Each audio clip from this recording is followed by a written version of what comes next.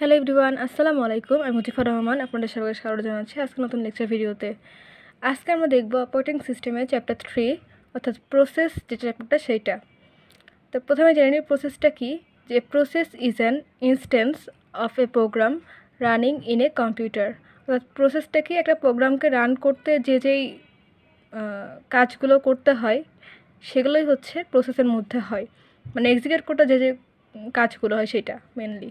তো প্রোগ্রাম বলতে কী বোঝায়, যে প্রোগ্রাম হচ্ছে একটা কোড, সেটা হতে পারে সেটা সিঙ্গেল লাইন, হতে পারে মাল্টিপল লাইন কোড। তা আমরা প্রথমে একটা করে নিই যে প্রসেসটা বোঝার জন্য যে কীভাবে কাজ করে। তা আমরা যেটা সাধারণ সি প্রোগ্রাম চিন্তা করি, যেখানে প্রিন্ট করতে যাচ্ছে যে হাই প্রিন্ট করব। তো সেক্ষেত্রে কীভাবে প্রসেসটা হয়, যে আমরা প্রোগ্রামটা লিখব, সেটা হচ্ছে কোথায় স্টোর হবে, হার্ড ডিস্ক অথবা সেকেন্ডারি মেমোরিতে স্টোর হবে, এবং তারপর সেটা আউটপুট দেখার জন্য আমরা যদি কোড ব্লকসে করি সেক্ষেত্রে রান বাটনে ক্লিক করি, বিল্ড অ্যান্ড রান। যখন আমরা রান বাটনে ক্লিক করব তখন কি হবে, যে প্রোগ্রাম বা কোডটা হচ্ছে এক্সিকিউটের জন্য প্রসেস হয়ে যাবে, মানে প্রোগ্রামটা প্রসেসে যাবে। তখন সেকেন্ডারি মেমোরি থেকে মেন মেমোরিতে হচ্ছে কোডটা চলে যাবে, এবং সেখানে যে মেন মেমোরিতে হচ্ছে আমাদের কোডটা প্রসেস হবে। দেন হচ্ছে আমরা আবার ইউজার সে হচ্ছে আউটপুটটা দেখতে পারবে। তো মেন মেমোরিটা হচ্ছে দেখতে এরকম হয় অনেকটা। এখানে 4টা বেসিক কম্পোনেন্টস হচ্ছে মেন মেমোরি, হচ্ছে স্ট্যাক, হিপ, ডাটা আর টেক্সট। আরও কিছু কম্পোনেন্ট থাকতে পারে, বাট এগুলো হচ্ছে একদম মানে থাকবেই সব মেন মেমোরির ক্ষেত্রে।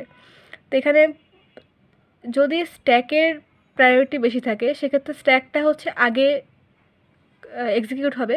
যদি হিপের প্রায়োরিটিটা বেশি থাকে সেক্ষেত্রে হিপটা আগে হচ্ছে এক্সিকিউট হবে। তো প্রথমে আমরা জেনে নিই যে স্ট্যাক, হিপ, ডেটা, টেক্সট এগুলো কী। তো প্রথমে দেখে নিই স্ট্যাকটা কী।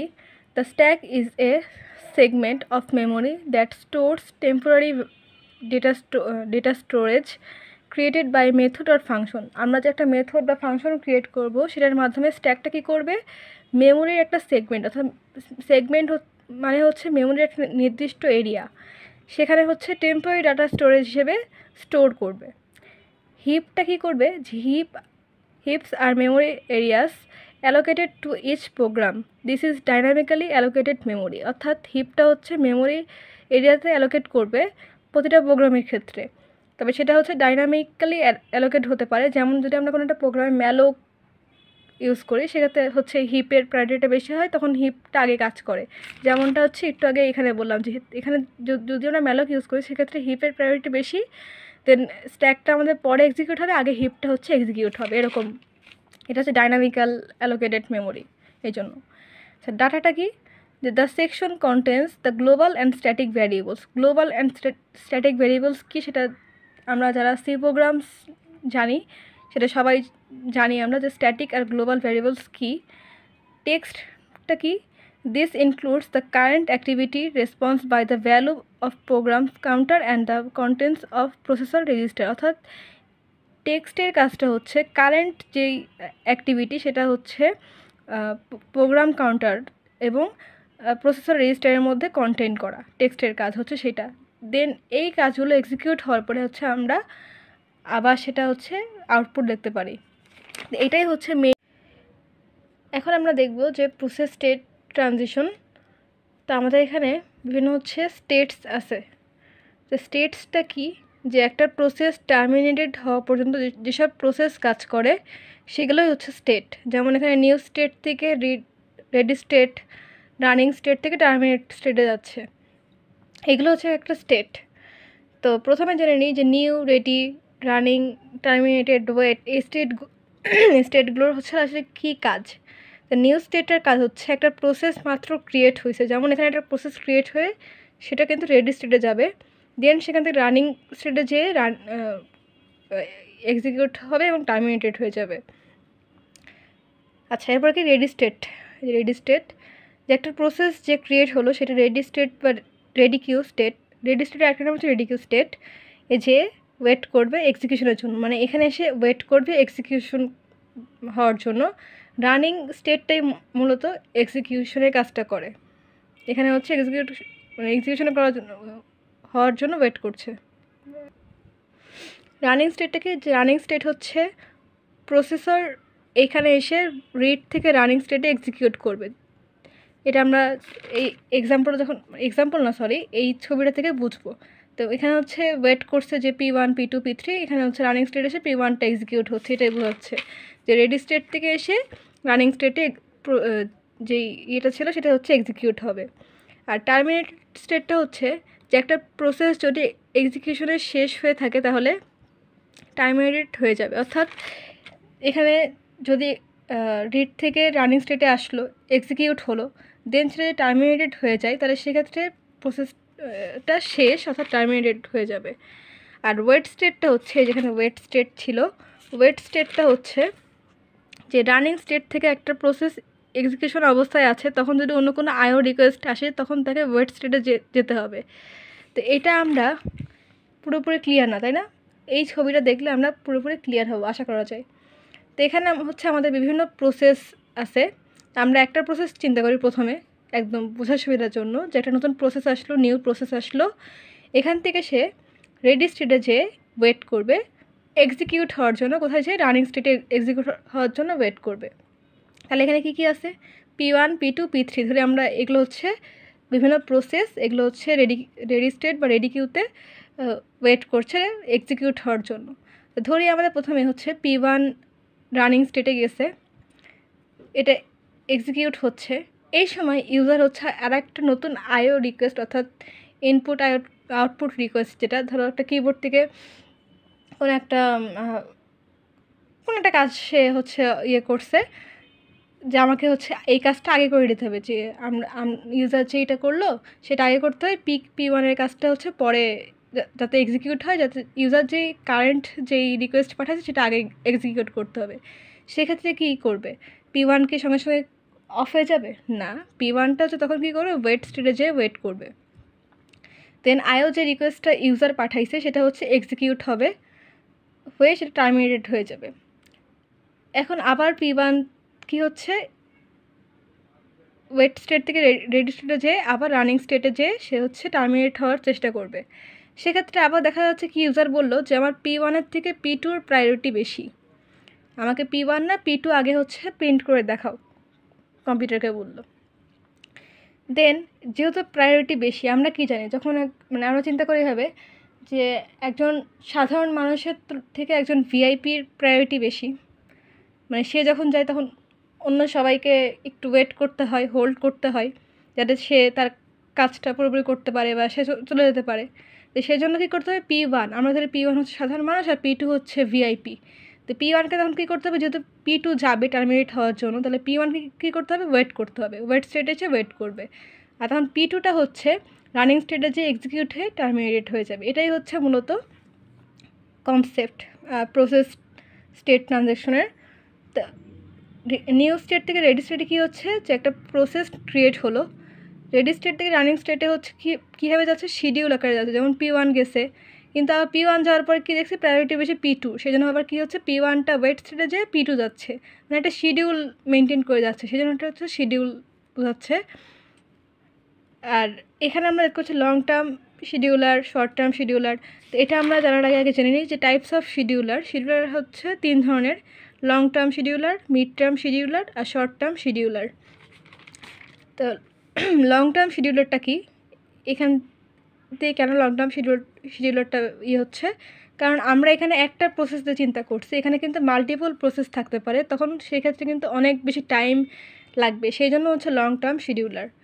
দেন হচ্ছে আমাদের রেডি স্টেট থেকে রানিং স্টেট, এর মাঝামাঝি টাইমে কি হচ্ছে? বারবার চেঞ্জ হতে পারে, প্রসেসটা এক্সিকিউট হওয়া চেঞ্জ হতে পারে। যেমন P1 প্রথমে গেছিলো, পরে হচ্ছে কী হলো? আইও রিকোয়েস্ট আসলো, P1টা হচ্ছে ওয়েটিং স্টেট থেকে আবার রেডি স্টেটে যেয়ে ওয়েট করছিল, যে আইও রিকোয়েস্টটা আগে এক্সিকিউট হয়ে টার্মিনেট হবে, তারপর হচ্ছে P1টা আসবে।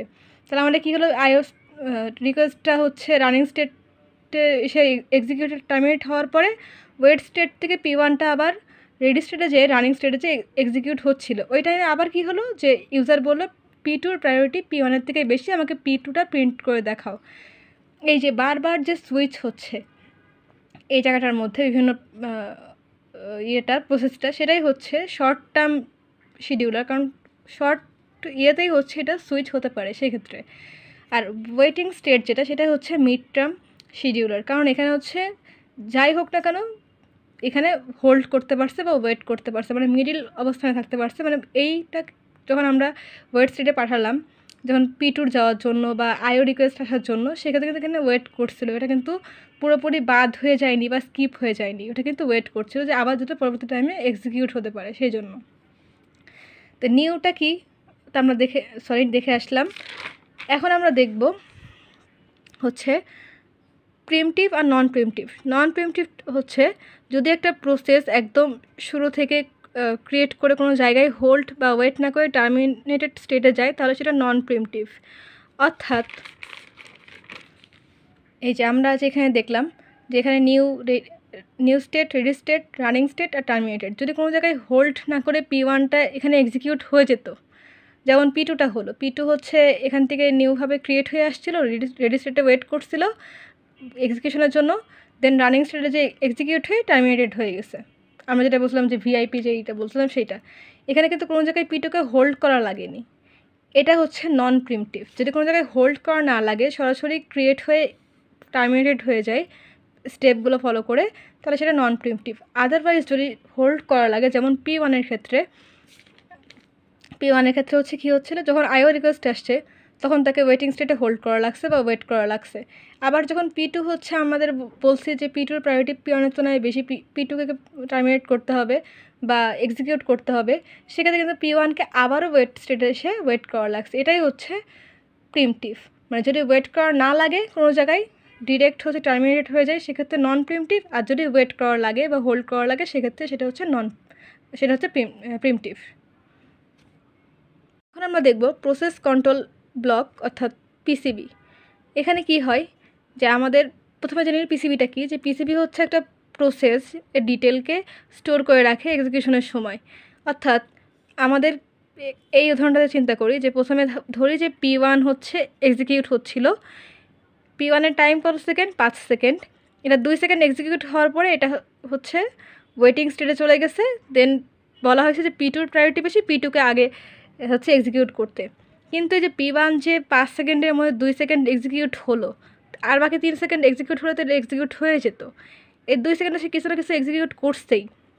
এটাই কিন্তু হচ্ছে আমাদের ইয়েতে হচ্ছে মেন মেমোরিতে স্টোর করে রাখতে হয়, ইয়েতে যে এখানে প্রসেস আইডিটা স্টোর হয়ে থাকে, কারণ এটা যখন আবার P2টা এক্সিকিউট হয়ে টার্মিনেটেড হয়ে যাবে তখন কিন্তু P1টাই আবার আসবে। এটা তো 2 সেকেন্ড এক্সিকিউট হয়েই গেছে, তাহলে আবার যদি এটার ভ্যালুগুলো স্টোর করে না রাখা হয় যে 2 সেকেন্ডে সে কোন কোন কাজগুলো করছে, তাহলে তাকে কী করতে হবে, আবার শুরু থেকে 5 সেকেন্ড যে এক্সিকিউশন যে টাইমটা সেটা তাকে ফুলফিল করে তাকে এক্সিকিউট করতে হবে।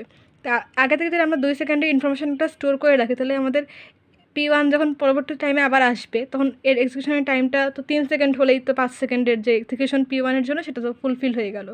তো এই এক্সিকিউশনের কাজের জন্য আমাদের হচ্ছে মেমোরিতে কোন কোন জিনিসগুলো হয়ে থাকে, স্টোর হয়ে থাকে, সেগুলো হচ্ছে এখানে আছে যে প্রসেস আইডি, একটা প্রসেসের আইডি থাকে, সেই আইডিটা হচ্ছে স্টোর হয়ে থাকে।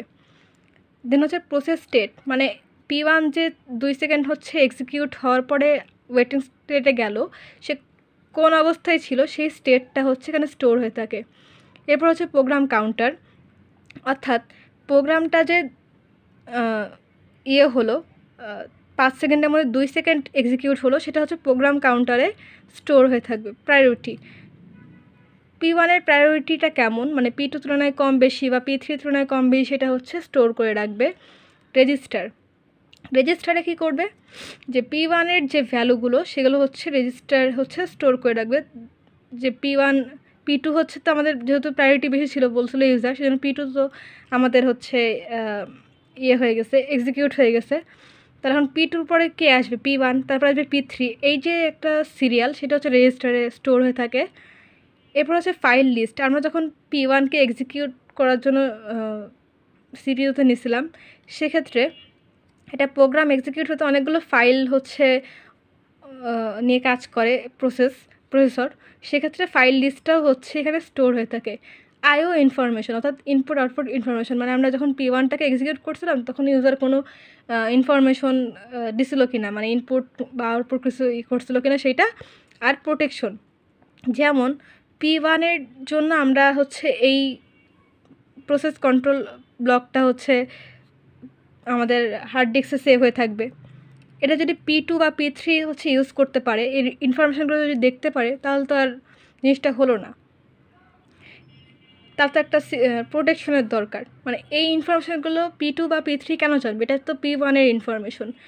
প্রতিটা ইসের জন্য একটা করে হচ্ছে এরকম প্রসেস কন্ট্রোল ব্লক থাকবে। P1-এর জন্য একটা থাকবে, P2-র জন্য সেমভাবে একটা থাকবে, P3-র জন্য সেমভাবে একটা থাকবে, বাট কেউ কারোরটাই অ্যাক্সেস পাবে না। এই জন্য হচ্ছে প্রোটেকশনের একটা ব্যাপার আছে। এরকম আরও অনেক সিরিয়াল থাকতে পারে। একটা এর ক্ষেত্রে প্রসেসর বা উইন্ডোজের ক্ষেত্রে এক এক রকম পিসিবি থাকতে পারে। তো এখন আমরা দেখব যে context switching. The context switching is a technique or method used by the operating system to switch a process from one state to another to execute its function use CPU in the system. আচ্ছা, এটা দিয়ে আমরা কি বোঝাচ্ছি যে এটা দেখলে আমরা বুঝতে পারবো, ছবিটা দেখলে। তার আগে একটা জিনিস জেনে নিই যে context of a process represented in the PCB. মানে এখানে হচ্ছে পিসিবি আমরা যেটা আগে দেখে আসলাম, একটু আগে এই যেটা দেখে আসলাম, এই ফর্মেটেই হচ্ছে কনটেক্সট সুইচিংটা কাজ করে। মানে একটা স্টেট থেকে একটা স্টেটে কীভাবে এক্সিকিউট হবে সেটা বিভিন্ন ফাংশনের মাধ্যমে আমরা বলে দিই। যেমন এখানে ধরে নিই একটা সিপিইউ আর P1 আর P2, আগেটার মতনই আমরা ধরে নিচ্ছি যে P1 আর P2 হচ্ছে এক্সিকিউট হবে। তো প্রথমে হচ্ছে P1 এক্সিকিউট হচ্ছিল, এই যে P1 যাচ্ছে সিপিইউতে। আবার ইউজার কী বলে দিল যে P2 হচ্ছে P1-এর তুলনায় প্রায়োরিটি বেশি, এটাকে আগে এক্সিকিউট করো। এটা কিন্তু তাহলে কী হবে, এই যে আমরা যেই পিসিবির যেই এটা দেখছিলাম ব্লকটা, এরকমভাবে P1-এর যেই এক্সিকিউশনের যে ইনফরমেশনগুলো, এটাতে এক্সিকিউশন করা শুরু করে দিয়েছিল, সেই মুহূর্তে ইউজার বলছে P2-কে প্রিন্ট করতে, কারণ P2-র প্রায়োরিটি বেশি। তাহলে P1 তো কিছুটা হলেও এক্সিকিউট করছে, সেজন্য এটা হচ্ছে PCB1-এ হচ্ছে স্টোর হয়ে থাকবে, আর P2-র জন্য হচ্ছে PCB2। সবগুলো ইনফরমেশনের জন্য হচ্ছে আলাদা আলাদাভাবে ব্লক থাকে। তো প্রথমে যেহেতু P2-র কাজ, তাহলে P1-এ হচ্ছে PCB1-এ হচ্ছে P1-এর ভ্যালুগুলো স্টোর হিসেবে থেকে গেল, যে এটুকু হচ্ছে এক্সিকিউট হয়েছে। দেন কি হচ্ছে P2টা হচ্ছে এক্সিকিউট হলো। এখন P2-র পরে তা আমাদের কি P1-টাই এক্সিকিউট হবে। তাহলে PCB1-এর যে ইনফরমেশনগুলো আমরা স্টোর করে রাখছিলাম সেগুলো কি হবে, আবার P1-এ রিলোড হবে, দেন সেটা আবার সিপিইউতে যেয়ে এক্সিকিউট হবে। এটাই হচ্ছে মেনলি কনটেক্সট সুইচিং। আজকে ভিডিও এই পর্যন্তই। আল্লাহ হাফেজ।